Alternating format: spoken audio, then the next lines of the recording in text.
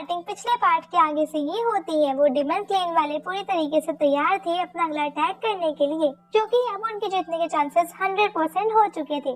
अब यहाँ से मास्टर यू उस डिमन जनरल से कहते हैं कि तुम्हारे पेरेंट्स ब्लैक एम्पायर में रहते थे और फिर उन्होंने उसी थाली में छेद किया जिसमें उन्हें खाने ही मिल रहा था। तुम में से किसी ने भी कोई ऐसा काम नहीं किया है जिसकी तुम्हें माफी दी जा सके, और अब तुम यहाँ पर हमारी इम्पीरियल स्वॉर्ड लेने आए हो, लेकिन मैं ऐसा नहीं होने दूंगा।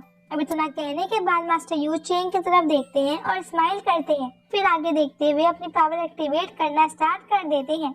अब हम देखते हैं कि उनके आसपास बहुत सारी लोटस एनर्जी निकलने लगी थी और इसके बाद अब वो पूरी स्पीड में उस डिमन जनरल की तरफ बढ़ते हैं। वैसे अभी बाकी सभी स्टूडेंट्स और मास्टर्स उस बैरियर को प्रोटेक्ट करते हुए मास्टर यू को चिल्ला रहे थे, क्योंकि उन्हें भी ये चीज पता थी कि अब कुछ नहीं हो सकता। दूसरी तरफ वो डिमन गर्ल कह रही थी कि यहाँ कितना अच्छा इमोशनल ड्रामा चल रहा है। वैसे वहाँ वो डिमन जनरल कह रहा था कि तुम्हें क्या लगता है कि तुम मुझे खत्म कर दोगे, और अब इतना कहकर वो मास्टर यू की तरफ अपना नया अटैक कर देता है। हम देखते हैं कि वो अभी भी अपने डिमन फायर का इस्तेमाल कर रहा था और अब ये डिमन फायर से बना हुआ फॉर्मेशन सीधा जाकर मास्टर यू से टकराता है। यहाँ मास्टर यू अब उसे अपनी तलवार से रोकने की कोशिश कर रहे थे। हम देखते हैं कि उन्होंने इस फॉर्मेशन को रोक लिया था, लेकिन अब उसके कारण वो भी आगे नहीं बढ़ पा रहे थे। अब तभी वो डिमन टर्टल भी अपनी डिमन फायर का इस्तेमाल करता है। इस वजह से मास्टर यू पर पड़ने वाला प्रेशर और ज्यादा बढ़ चुका था, मगर मास्टर यू अभी भी उसे रोके हुए थे, पर उन्होंने उस डिमन फायर से बहुत प्रॉब्लम होने लगी थी। अब इसके बाद अब डिमन जनरल अपनी मल्टी डिमन स्वॉर्ड क्लोन्स का यूज करते हैं। ये सारे स्वॉर्ड क्लोन्स अब सीधा जाकर मास्टर यू को लग रहे थे, मगर फिर भी मास्टर यू अपनी जगह से हिल तक नहीं रहे थे। हम देखते हैं कि उनकी बॉडी अब धीरे धीरे ग्लो करने लगती है। इसका साफ मतलब यही था कि उनके जाने का टाइम हो चुका है। वहाँ नीचे चेंग ये देखकर बहुत दुखी हो रहा था। हम देखते हैं कि उसकी आंखों से आंसू निकलने लगते हैं, जो कि रुक ही नहीं रहे थे।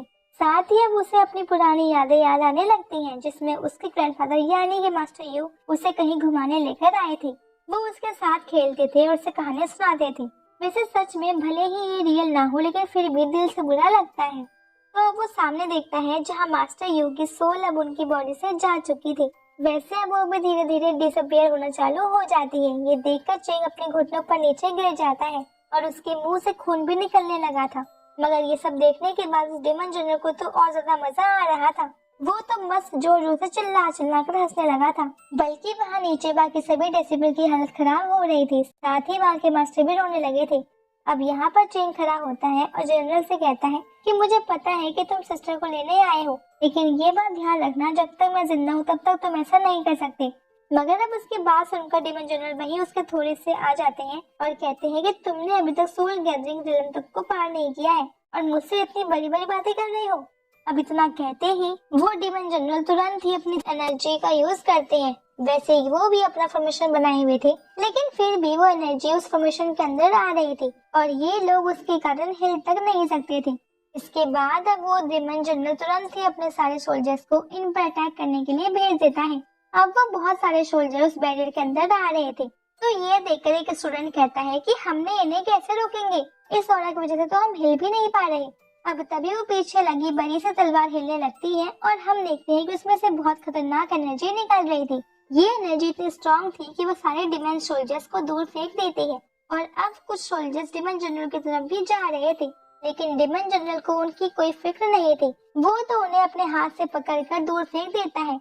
अब यहाँ हम देखते हैं कि असल में वो तलवार अपने आप ही निकल रही थी, बल्कि उसे चेंग निकाल रहा था। चेंग अपनी पावर का पूरा इस्तेमाल कर रहा था, जिसके कारण वो तलवार हिलने लगी थी और ये देखकर वो सभी लोग बहुत ज्यादा शॉक थे। यहाँ पर वो मास्टर कह रहे थे कि आखिरकार हमारी वैली बच ही गई, अब हमें कुछ भी नहीं होगा, इम्पीरियल स्वॉर्ड जा चुकी है। इसके बाद हम देखते हैं कि यहाँ पर चेंग को भी ज्यादा कुछ समझ में नहीं आ रहा था। दरअसल वो अभी अपनी पावर से उसे नहीं निकाल रहा था, बल्कि खुद वो स्वॉर्ड अभी चेंग को कंट्रोल कर रही थी। इसके बाद चेंग अपनी सोल स्पेस के अंदर आ जाता है। यहाँ पर आने के बाद वो देखता है कि उसके सामने वही इम्पीरियल स्वॉर्ड है।